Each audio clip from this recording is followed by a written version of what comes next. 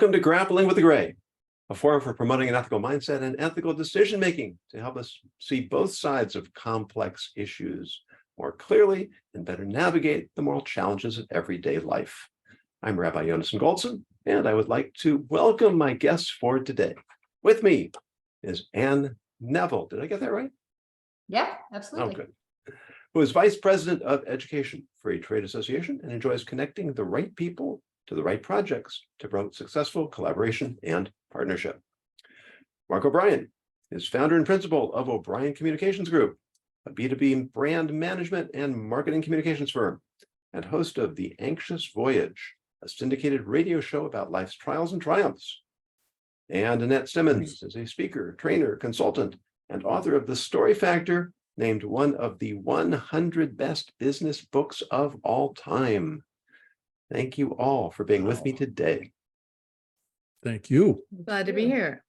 And well, let's hope we stay glad to be here because we've got a hot topic today. And here it is. Two of the most contentious issues today are abortion rights and capital punishment. Abortion advocates are willing to take the life of unborn children to protect the well-being of the mother. Capital punishment advocates are willing to take the life of violent criminals to protect the well-being of society. According to the Wall Street Journal, which Ann very nicely found for me, there is virtually no correlation between support for abortion rights and support for capital punishment, or vice versa. So how can we understand two groups so deeply divided, with many endorsing the taking of life on the one hand, while condemning it on the other? A 2022 opinion piece in the Daily Iowan asserted that both pro-life and pro-capital punishment advocates suffer from a lack of empathy. Can this charge be defended more than in the reverse? One columnist in the Daily Beast argued that we should take into consideration the social and environmental causes that contribute to violent crime. Many argue that capital punishment is cruel and unusual, although one could argue back that incarceration among other violent criminals might be more so. Is it hypocritical to hold these seemingly conflicting views on the sanctity of life? If so, does the hypocrisy flow in both directions? The floor is open. Well, I want to talk about the concept of hypocrisy, because I've kind of been fixated on hypocrisy, not because it's just the way I was born. And if I saw a pattern that didn't fit what the person said, I would point it out. I got sent to the office over and over and over again from 6th grade on. And then I finally learned that pointing it out would get me expelled. And so I was like, oh, I can ask a question. And if I ask a question, then it reveals it to them and they'll understand. Well, over the last 35 years, I've learned something about hypocrisy that I did not expect to find out. And that is that there are certain paradoxes that exist as a function of being a human being. Culture actually divides itself along these paradoxes. There's a finite number of, unresolvable problems we have to deal with. One of them is the good of the individual or the good of the group.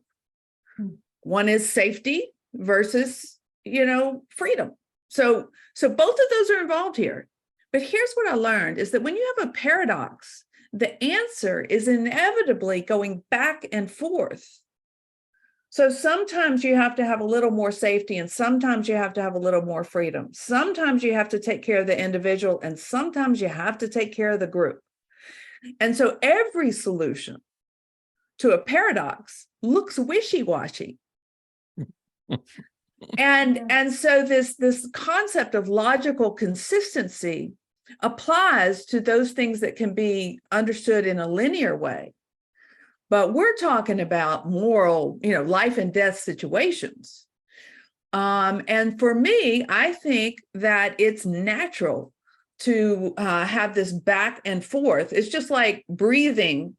What's your problem? Do you need oxygen or do you need to get rid of carbon dioxide? Decide. don't be wishy-washy. Well, our approach to paradox has to be flexible, because the answer to those questions are just, it depends. Well, that's a real mic drop. Annette. Yeah. We can just wrap up the show right here. I think it was. I do feel a little Thank you. bit better, though, that was a little bit of what my thought process was. And I have to share with you, I remember in at least a 6th grade class at one point being that person that was like, but wait a minute. And so I think, and I thought a lot about logic came to mind when I was thinking about all of this, and it depends. I was just thinking that like sometimes it just depends. Yeah.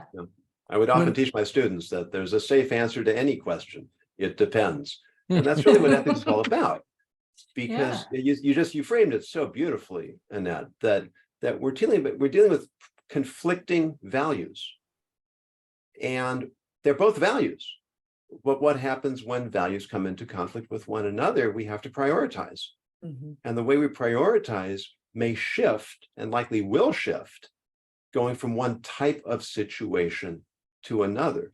So hypocrisy may be the wrong term entirely, assuming that those who hold the positions have thought them through and are actually making their decisions based on logic and reason rather than dogma and ideology.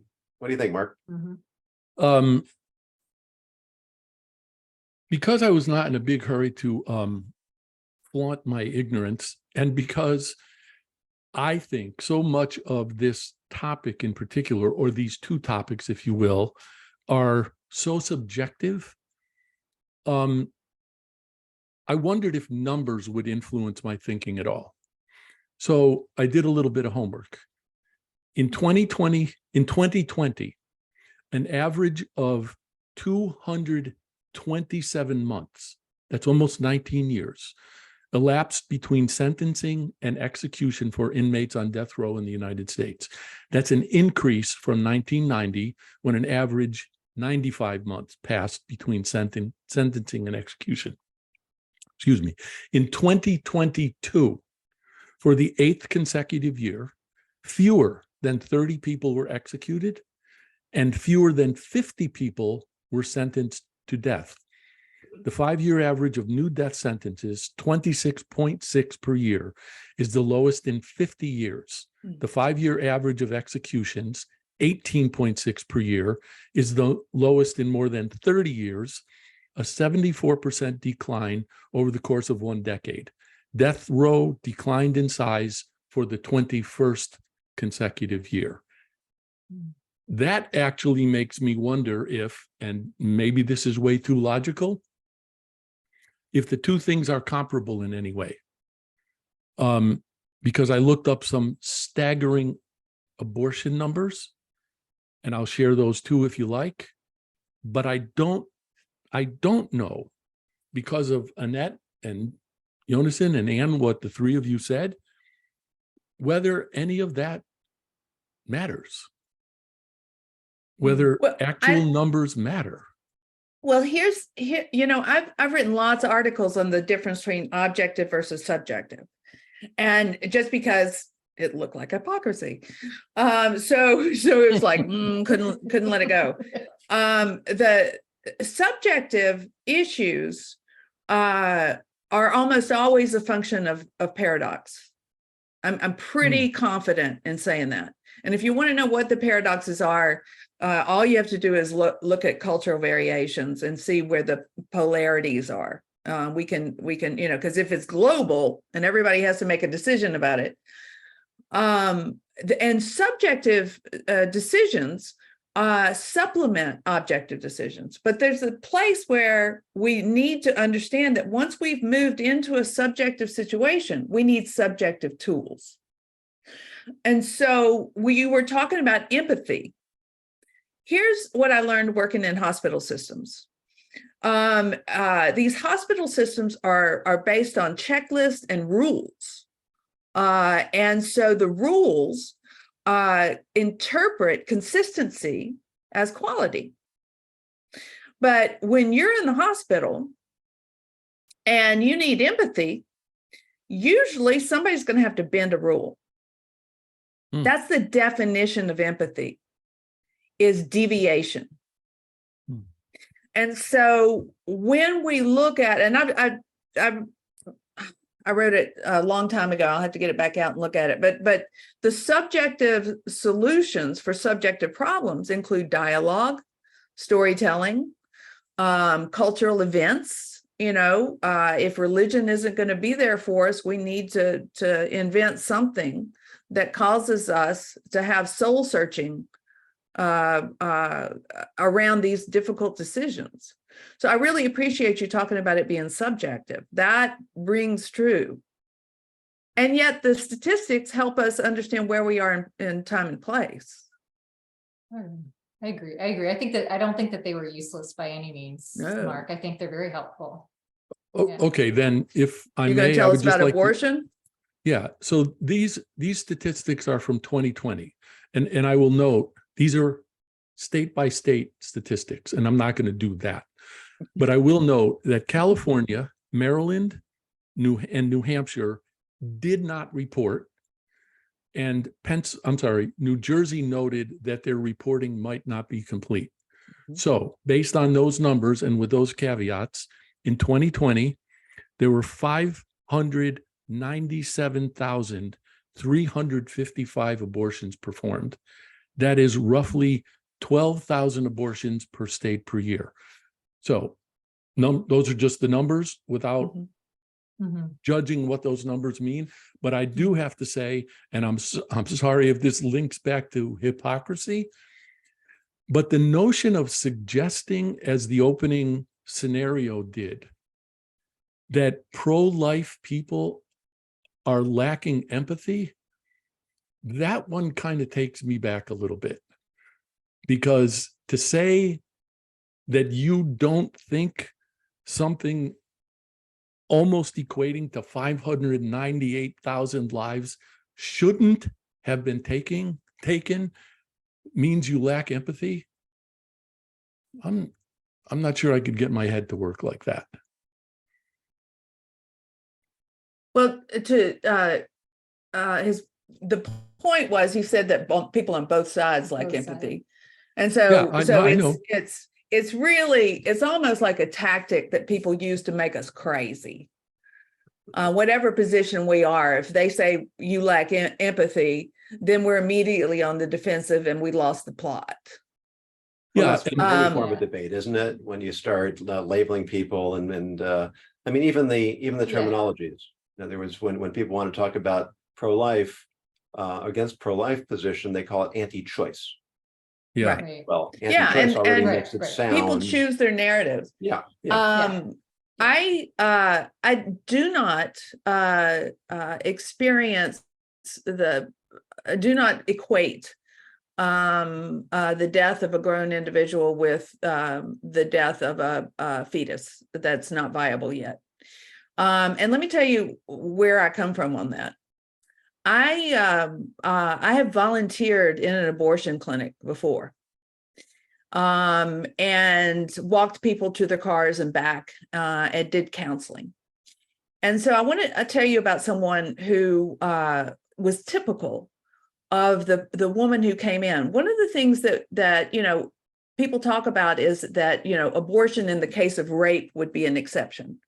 Let's just talk about how married people can sometimes control each other, particularly men controlling women.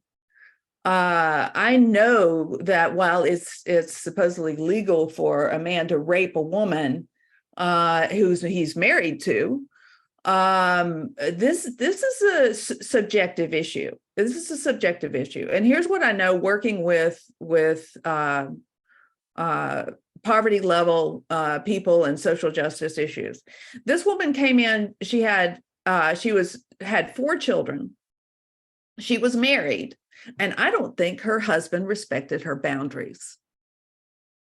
I'm pretty sure about that. And one of the children was disabled to a point where that child had to be in and out of the hospital all the time. And she could not, with good conscience, have a fifth child.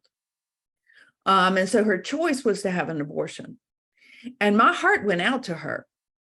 And so there are subjective issues that create gray in ways that are disturbing and in ways that require us to stand outside of ourselves and think as if we were in the shoes of someone else. One of the issues for me is I look at the well-being of society. A lot of people say that an abortion is the well-being of the mother. That doesn't compute for me. That's not what I saw and what I witnessed. What I witnessed is women who did not want to bring a child they could not nurture, they could not afford. And so in a way, if you look at this medical procedure as something other than murder, you have an opportunity to consider how many infants do we want born into, in our case, the United States, that are nurtured versus how many you want born that are not nurtured. And so I look at it that way. I mean, it's, what you're really alluding to, I think, is that we want to have general rules that we can apply across the board, while recognizing that there are always going to be unique situations where the basis for those rules may not apply. Mm-hmm. And the law is not an easy medium to accommodate both the general ideal, the general legal ideal, and the need for individual adaptation or empathy. According to Torah law, which is pretty strict against abortion, but where the life of the mother is in danger, it's a no-brainer. The life of the mother always comes first until the baby is in the process of being born with its head out, because there's a very simple logic to it. Is that as long as the baby depends on the mother for life, the mother comes first. Now, then when we start getting into issues of, well, what about the emotional well-being of the mother? That's already much more subjective, and there's much less room. There are exceptions within the first 40 days. If in cases of rape, and I mean, I'm not ruling, but I'm saying there are discussions of even the strictness of Torah law allows that there are unusual situations. And a sort of dogmatic approach is it's all or nothing, I think prevents us from dealing with reality on either side. I'm going to guess that we don't, in this conversation, we don't want to get into a debate about viability, but I wonder in that if you would feel the same way as you just expressed, if you did believe that the fetus was viable from conception. That's kind of a bear trap question, because I don't. Okay. And if you don't, then it's not a bear trap. Okay, then we're good. Yeah, I wasn't trying to trip you up. And you know what? On the subject of subjectivity and what may actually be hypocrisy on my part, if you asked me from the standpoint of social order, do I believe in capital punishment? I would say yes, without question. Could I be the member of a jury who sentenced someone to death? I highly doubt that. And could I be the guy who pulled the switch? Positively not. Yeah. So yeah, and that's why I love storytelling so much, because true stories help us understand the subjectivity that's involved. For instance, I was doing a storytelling training for a plumbing company, And they had a bunch of plumbers come in, and they were going to train them how to tell the story of their new fancy, faucets. And so I always start with the who I am, why you're here story. And so one of the guys told a story about, he said, I used to be an officer in a prison.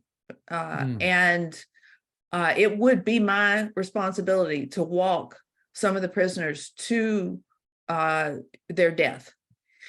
And he believed in capital punishment. And he said, and so I was walking this guy, it's hard to talk about it. I was walking this guy there, and he said, can you do me a favor? And I said, what favor do you need? And he said, my mama is coming here. And I know she's going to be upset, and I just need to know somebody's going to put her in a taxi and make sure she's okay.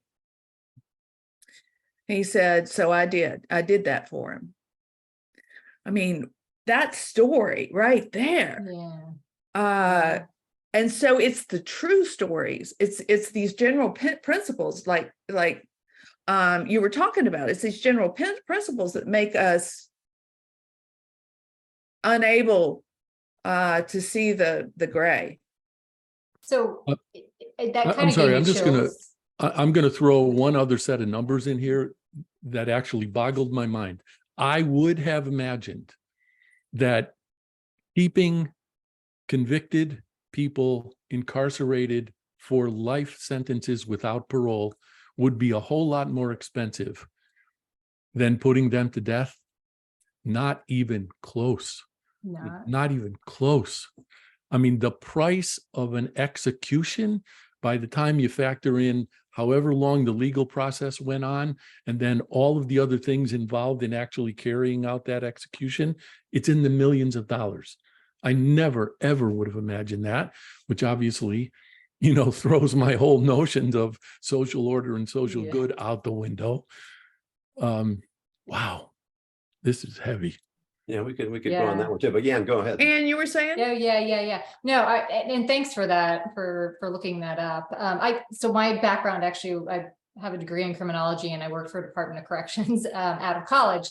So I worked though in our headquarters, but I did have the opportunity to go to a lot of the facilities. And I had the opportunity to meet someone on death row. I've met a couple of people on death row. And to your point, I don't even know if it's to your point necessarily, but there are everything that we've just talked about. There's so many different things. Like, I've had the opportunity to see exactly what happens. I wasn't there. I don't know that I could be, just like we were talking about, but I saw how it's run and everything that happens. So I'm not surprised, Mark, about the expense, because everything that they do is so precise. There is an individual that is that is like, depending on the type. I mean, as far as I was in Florida, and it was electric chair, and it was they have to have an electrician that is assigned, and all the intricacies that go into it. I know that it's a very precise, well-run procedure.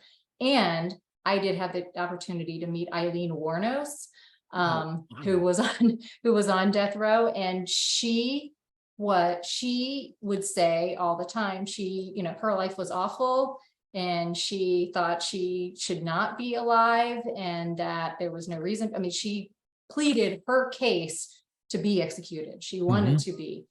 So I do think, so it goes back to the, some of the logic, and then some of the, it depends. There are some people that's what's going to be. So I do think, so even, Mark, when you were saying that, I know how I fit into all of this, and I don't want to, necessarily get into all of my thoughts on it. However, I do think that I tend to lean in that direction, and it goes against almost everything else that I believe in. And then I'm like, but I see the logic here, and I do see when it makes sense. And when it just, kind of even to the stuff from the beginning about what's, what is more inhumane, this or this, and some of the things that I've seen in the prisons, and how awful that is to live in that environment as well. So I think that that's kind of where I come from with some of that. The direction that we haven't really gone into yet, which I thought we would, is trying to understand how the positions line up. And based on what you just said, Anne, is that a possibility for explaining those who are pro-abortion but anti-capital punishment? That it's a question of humanity, but that humanity is focused on the mother in the case of abortion and focused on the criminal in the case of capital punishment. But why not turn it around? Why not say the humanity is focused upon the unborn child and the humanity is focused on the welfare of society? What leads one to choose one of those over the other? One of the questions I had was this assumption that it's about the well-being of the mother. And I can't help but see this as a large social cultural issue. And the well-being society, I don't have the statistics at hand, but after abortion was legalized, 18 years later, crime rates started going down. So we have to I feel like I have to help take responsibility for the world in which we're throwing children into. And if I can't fix it for everybody, then what's an alternative? And so for me, abortion has some strong, particularly because, and let me just revisit this. If a woman gets pregnant when she doesn't want to, I'm guessing there was some coercion, at least in 50% of the cases. And this is from my experience of listening to people's stories and the people I know who have had abortions. And so I think that coercive, sort of aspect, as well as trying to look at the well-being of society at large, is applicable in both situations. I do remember getting into that. Excuse me one second, Mark. I'm sorry I didn't think to look this up ahead of time, but I remember seeing those same statistics, the correlation between increase in abortion, lower crime rate. But I think if you went back a few decades, you found that they were both lower, and it seemed to correspond with the changes of attitudes towards sexual freedom, as it's called, and that perhaps the rise of unwanted children was because the social mores changed, which led to at the same time we had birth unwanted control available.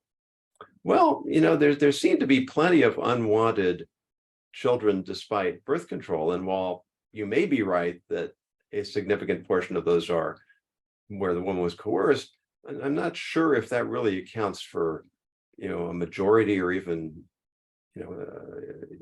dismisses the number of pregnancies that are just careless. And so, Annette, thank you. I was not aware of that correlation. And of course, when you pointed it out, it made me think of the point you made earlier about nurturing or lack thereof. Has to be a correlation there. But then when Jonassen said what he said, I wonder if the enormous numbers that we're looking at don't have something to do with a sort of I don't even know how to express this, but something like an erosion of personal responsibility. And so if that, it doesn't seem to me to be a stretch from that kind of laxity to, forgive me for putting it this way, the relative convenience of getting an abortion. Here's the thing, is that abortion didn't start when we started making it a medical procedure. Abortion has been going on since the beginning of history. Yep. And for a long time, it wasn't anybody's business but the mother,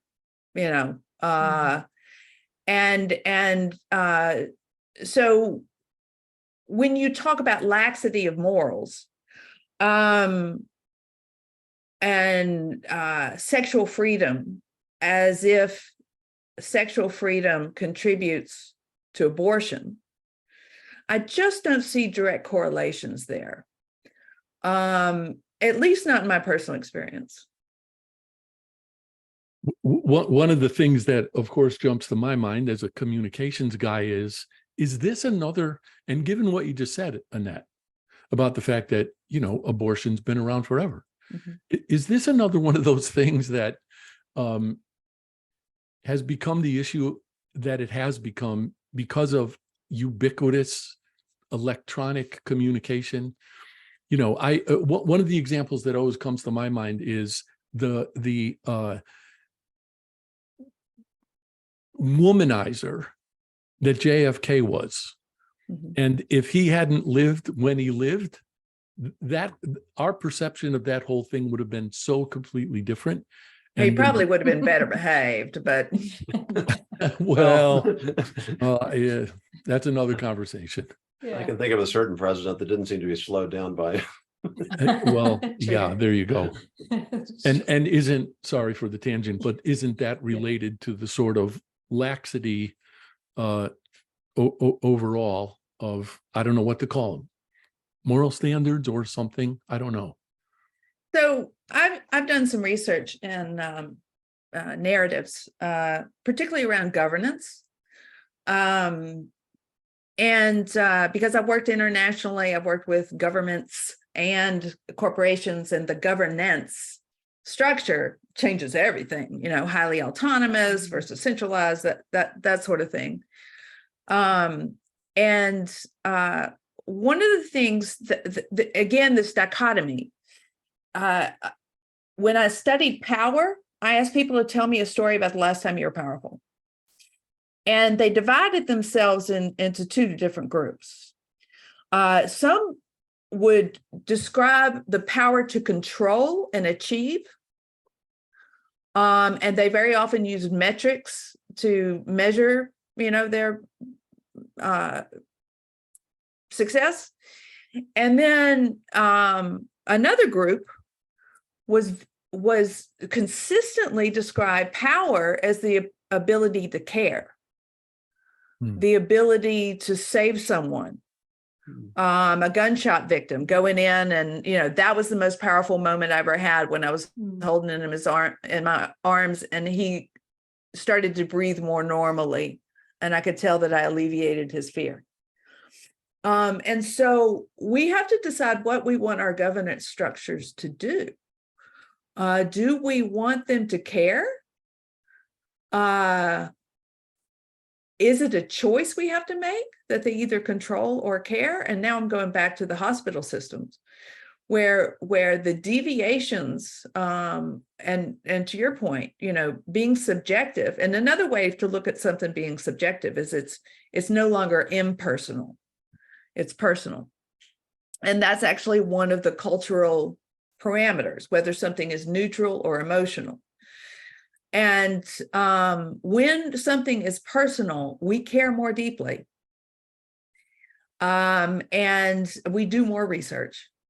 And if that's the only reason to make these issues personal, then I think it's good. I'm glad they're personal. It's just that people are mining this division in order to supersize the divisiveness between people who actually, you know, are family members. Me and my family, I'm from the South. Believe me, when I walk in during Thanksgiving, eyes roll.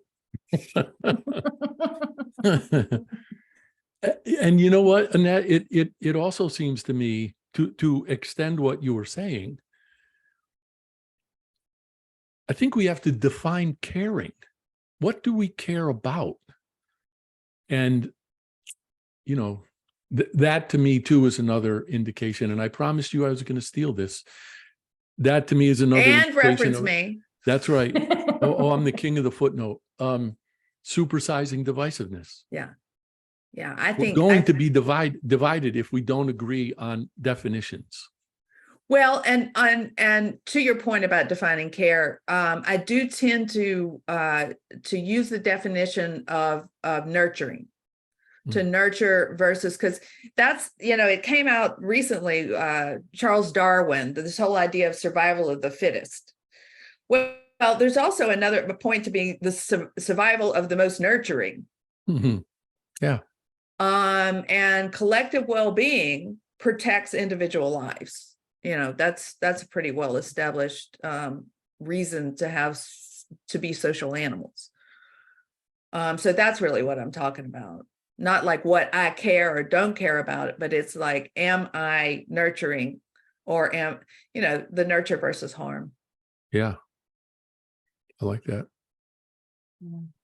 Well, as often happens, we've had lots to think about. Yeah. And Anne, you want to add something before we wrap up? I just don't, I found this incredibly interesting, and it was a great way to change the things that I've had on my mind lately and think about something a little bit different.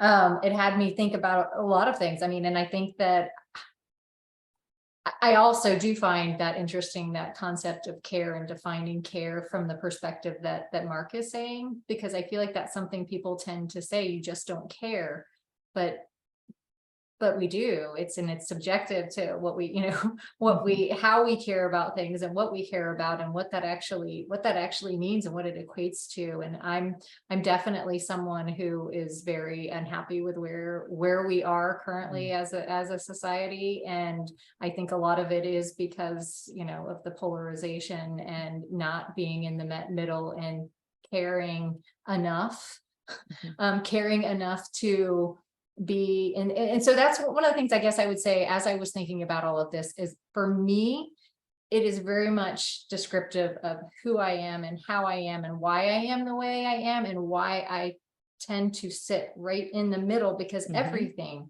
depends. And even as I was sharing the stories about, I know all the, the things that go on in the justice system. I'm also a woman, and I've experienced a lot of things from, this perspective. And so everything, even when it comes to politics or it comes to religion or it comes to anything, I tend to sit right here and take in all of the information that's related to the situation and then make a decision. So I don't know. So thank you, Jonas. And even though I made jokes about this is a very tough, very tough topic, at the same time, it had me really thinking a lot about myself and other people and why things are the way that they are. And I don't think to Mark's comment earlier that we're going to save the world or anything, but at the same time, maybe at least acknowledge that we can all probably sit down and have a conversation about this very topic and why it's the way that it, why things are the way that they are. And I appreciate that. And because there's something it's been on my mind a lot lately, I just put in my last column that apparently, we have these 5 different personality types or characteristics, and people who are more prone towards openness tend to be more liberal politically. People who are more conscientious tend to be more conservative politically. So our design, together with the way we're raised and the friends we have and the places we went to school, there are a lot of factors that influence the way we look at the world. And so we think we're making choices about our beliefs when much of it is influenced by factors outside our control. And simply being aware of that can make us more willing to entertain that there is a legitimate point of view on the other side, which can help us navigate these challenges a little more civilly and perhaps more effectively.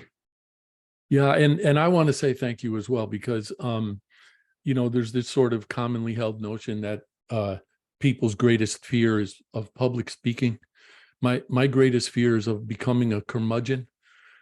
So I'm grateful because I've been compelled to listen to different things and to think differently than I did 35 or 40 minutes ago. And for that, I am tremendously grateful.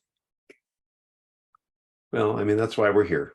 Well, I'm Mhm. with Ann. This has been the most fun I've had all day. I mean, it's just, it's like all the other problems. Let's go talk Yeah. about a gnarly situation Exactly. with friends. Yeah. And it's so nice. I just want to I express my gratitude for you creating a space Mhm. for civil discourse. It is Amen not to that. easy, and you do a wonderful job. And thank you so much. Well, I'll second I that. couldn't do it without you. We're only as good as the guests, and you helped me figure out how to monetize it, and we'll really be cooking with gas. But thank you all for your willingness to take this on, and for adding so much to the conversation. And Neville, Mark O'Brien, Annette Simmons, a pleasure, and look forward to next time we can be together in this or different constellation. To those of you who are watching or listening, if you have a topic you'd like us to take up, please go to my new website, ethicsninja.com. Use the contact information, submit your idea, and if it's compelling, we'll definitely use it for a future episode. Until then, I urge you to continue to grapple with the gray.